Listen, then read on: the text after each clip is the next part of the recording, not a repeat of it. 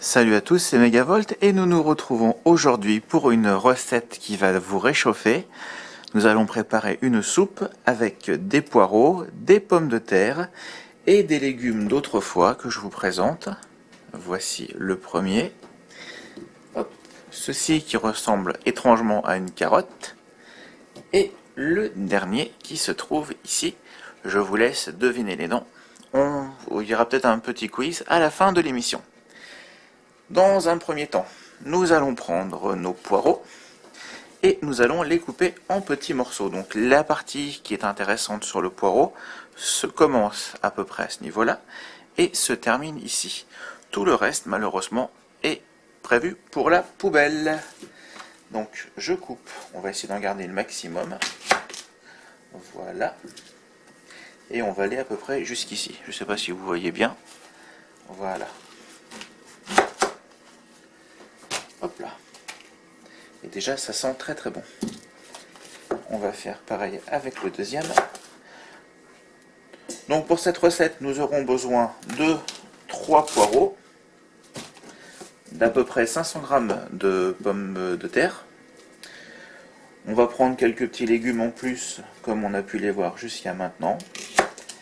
Nous aurons besoin de mémoire d'un petit peu de beurre, un petit peu de farine, du sel et du poivre, et bien sûr d'eau. Voilà, donc j'avais oublié les pommes de terre, je les ai rapportées. Donc ce sont des pommes de terre bio qui ont été lavées. Donc on va conserver la peau. Alors je sais que normalement il vaut mieux les éplucher pour faire la soupe. Moi je vais garder la peau tout simplement parce que c'est là que se trouvent toutes les vitamines. Donc on va les couper grossièrement. Tout simplement, on va déjà les couper comme ceci. Hop. Et on va en faire des dés pour qu'en fait, tout simplement, la cuisson se fasse assez rapidement.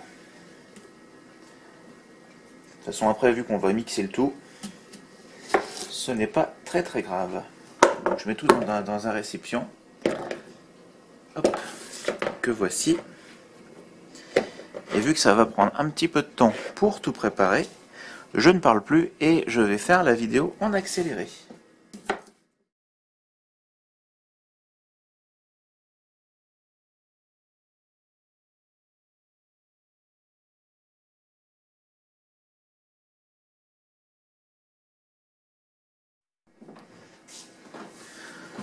Voilà, donc les pommes de terre sont coupées. On va faire la même chose pour les poireaux. On va les couper en fines lamelles. Donc, en général, la partie qui est sur le dessus est un petit peu plus dure que le reste du poireau. Donc moi, j'ai pour habitude de prendre cette partie et de la retirer. En fait, retirer juste la première pellicule, si je peux dire, autour du poireau. Ça nous en fera un tout petit peu moins, mais c'est pas très grave.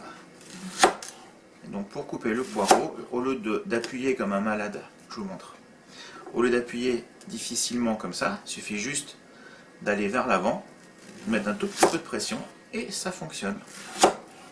Après vous pouvez faire l'épaisseur que vous voulez. On va essayer tout simplement d'avoir une épaisseur qui soit, on va dire, homogène, c'est-à-dire qu'ils soient à peu près tous la même épaisseur pour qu'ils puissent tous cuire à la même vitesse. Voilà. Donc comme pour tout à l'heure, on va faire en accéléré.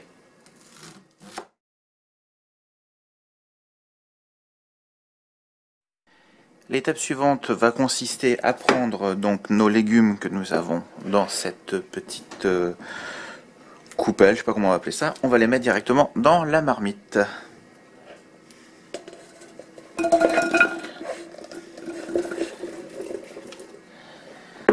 Voilà. Comme ça, c'est déjà fait et ça nous libère notre petit saladier. Voilà. Ensuite, l'étape suivante va constituer plutôt, on va devoir éplucher nos légumes. Donc comme c'est absolument rien de passionnant, je vais commencer avec vous en vitesse normale et on va finir en accéléré.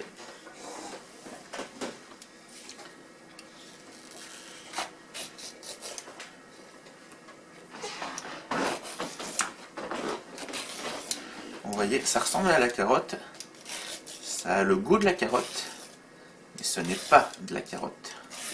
Parce que les carottes, c'est pas blanc.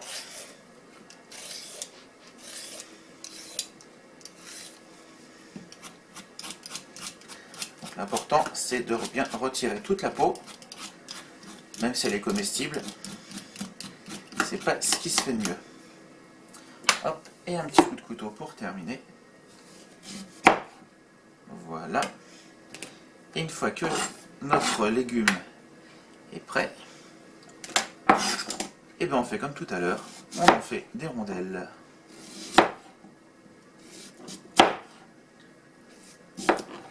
Hop là.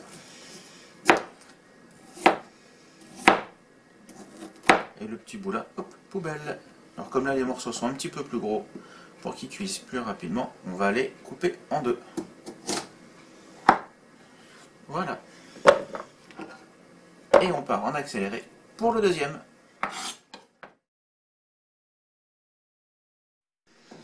Donc nous allons continuer avec l'épluchage et le découpage de nos légumes, ce qui va constituer la partie la plus importante de notre vidéo.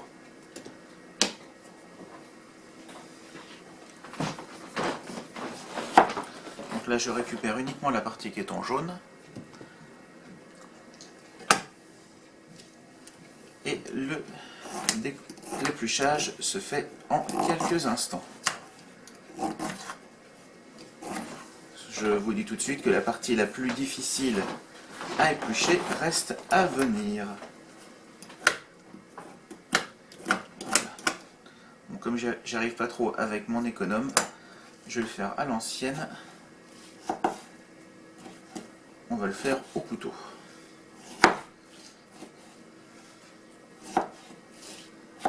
Ça sera un petit peu moins précis. En tout cas, ce légume a la consistance et à peu près le goût du navet. Donc c'est un légume qu'on peut très facilement retrouver également dans une purée maison. Voilà. Hop. On va en faire des petits morceaux, pas trop petits non plus, pour pas qu'ils soient surcuits au niveau de la soupe. Voilà. De toute façon, tout va être mixé par la suite. Donc, allons-y gaiement.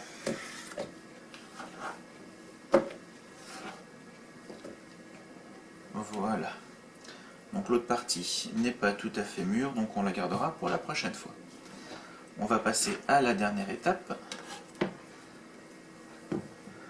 On va essayer d'éplucher ce légume qui est un petit peu compliqué, donc je sais pas trop, c'est la première fois que j'en fais. Donc je sais pas si je dois couper et éplucher après, je pourrais pas trop dire. Donc je vais déjà retirer tout ce qui pourrait être gênant pour l'épluchage.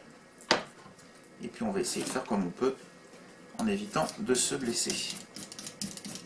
Parce que le but n'est pas d'avoir du sang dans la soupe.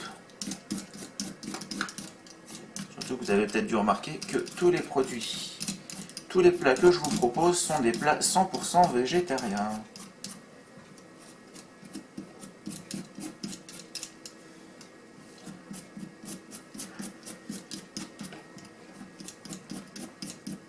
Bon, ça va, je m'en tire pas trop mal.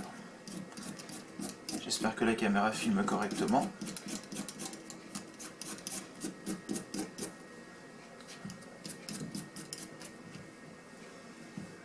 Et on va passer en accéléré. A tout de suite.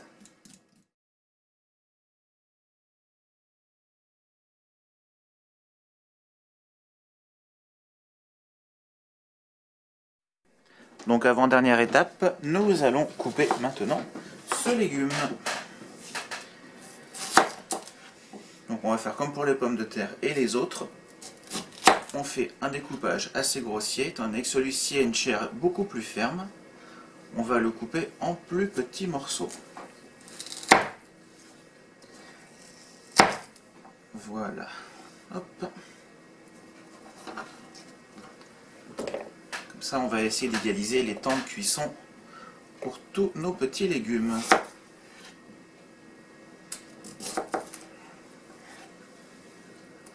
pour la pomme de terre, essayez de choisir une pomme de terre à chair tendre. Ça évitera d'avoir un temps de cuisson qui soit trop long.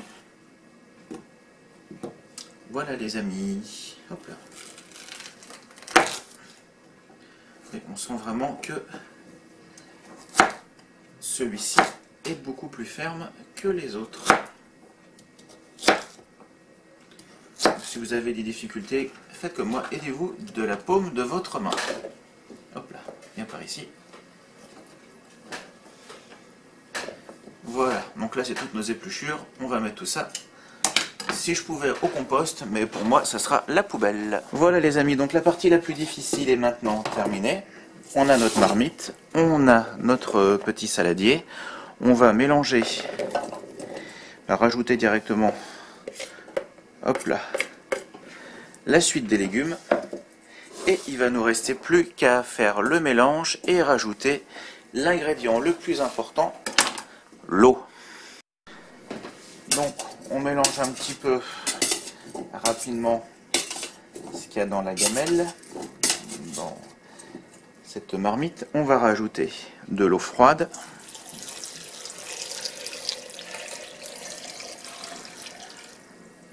Voilà, donc là on est à peu près au niveau des légumes. Et on va rajouter, donc une fois qu'on sera arrivé au niveau des légumes, on va rajouter encore à peu près l'équivalent d'1 litre d'eau pour qu'il puisse cuire de partout. Donc je vais zoomer un petit peu, comme ça vous verrez bien. On va procéder au recouvrement. Voilà. Donc certains remontent à la surface, ce qui est tout à fait normal. Je vais un petit peu bouger la caméra, vous verrez mieux. Et maintenant, on va rajouter 1 litre d'eau. Donc ce qui devrait nous faire une soupe d'à peu près 4 à 5 litres. Voilà. On va peut-être pas tout mettre non plus. Si, ouais, c'est bon. Voilà, donc il ne nous reste plus qu'à assaisonner. Donc on va mettre un tout petit peu au départ, on verra par la suite. Donc un petit peu de sel. Même si j'en mets beaucoup. Et du poivre. Donc moi je mets toujours du poivre blanc parce que j'ai que ça en ce moment. Et puis c'est un poivre que j'apprécie.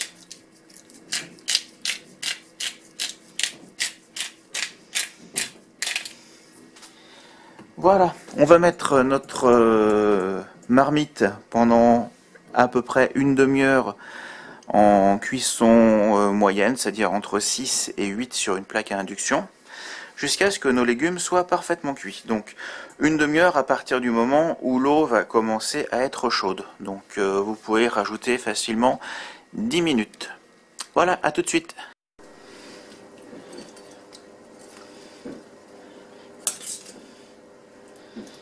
Donc, nous avons changé de pièce, nous sommes dans la cuisine maintenant. Et notre mixture est en train de commencer à chauffer. Donc je mets sur température 10, c'est-à-dire sur feu vif, pendant à peu près 10-15 minutes, pour permettre à l'eau de chauffer.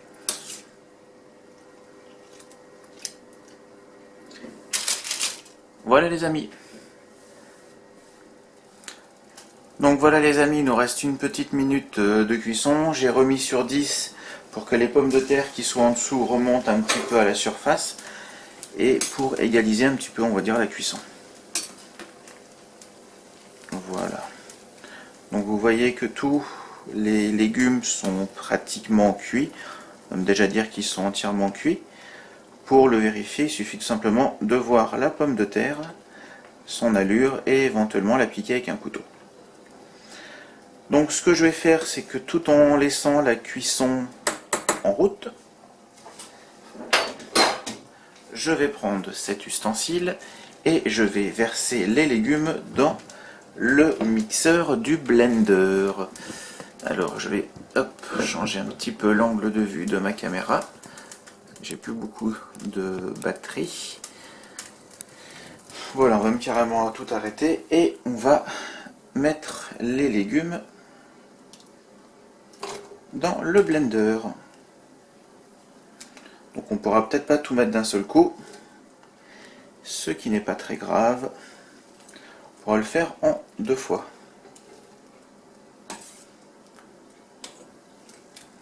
Regardez-moi tous ces beaux légumes. Donc après, quand vous aurez terminé, à vous de rectifier l'assaisonnement. Et éventuellement, pourquoi pas rajouter comment on appelle ça, des épices selon ce que vous aimez. Donc vous pouvez mettre des herbes de Provence, vous pouvez mettre du thym, du laurier, faites tout ce qui vous passe par la tête et que vous aimez. Parce que le plus important, c'est que vous vous régaliez avec la recette qui vous fait plaisir. Donc voilà, donc là on est pratiquement arrivé tout en haut. Hop, j'aurais dû prévoir à l'avance. Je vais mettre un petit peu de jus. Bon, c'est pas l'ustensile adéquat, mais j'ai que ça de propre. Pardon, le reste étant au lave-vaisselle. Mettre un petit peu de jus pour aider à mixer le tout.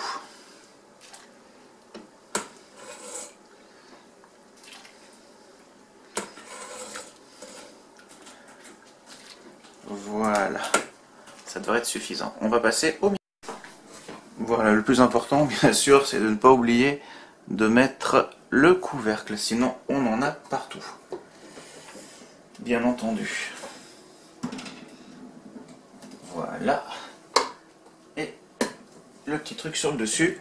Et c'est parti pour un petit coup de mixage. On va y aller tout doucement.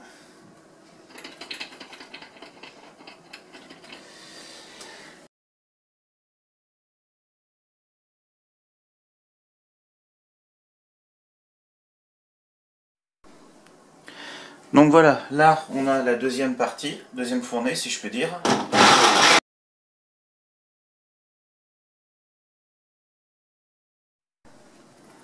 Voilà, donc comme j'ai pas trop envie de me casser les pieds avec un fouet et mélanger, je vais utiliser mon bon robot pâtissier que j'utilise maintenant pour pratiquement toutes mes recettes.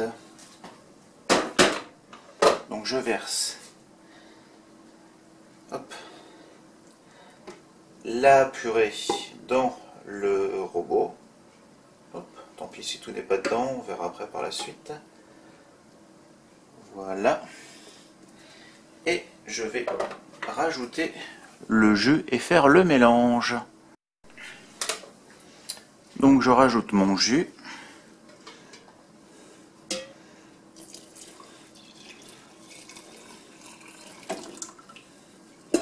Donc pas l'intégralité du jus de cuisson, à peu près la moitié.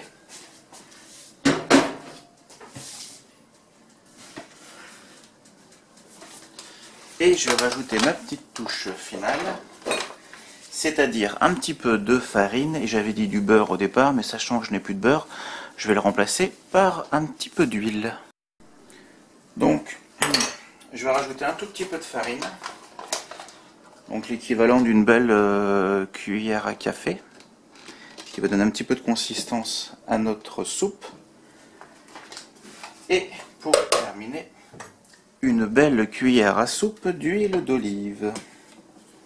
Donc j'aurais très bien pu prendre une autre huile, genre de l'huile de noisette ou de choses comme ça. Mais je me suis dit que ce serait plus sympa avec un petit goût fruité d'huile d'olive.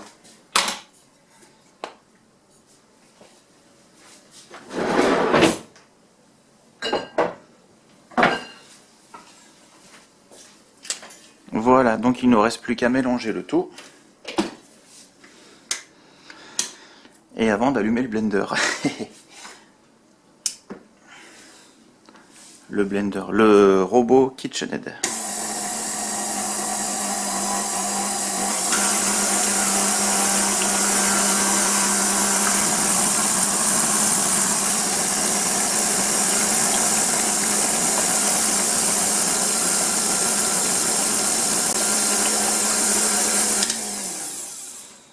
Et voilà, donc il ne reste plus qu'à goûter et à mettre les épices que vous souhaitez dans votre soupe. Je vous souhaite un très bon appétit et je vous dis à très bientôt sur Gamzik pour d'autres recettes faciles à préparer. Bon appétit les amis, ciao ciao!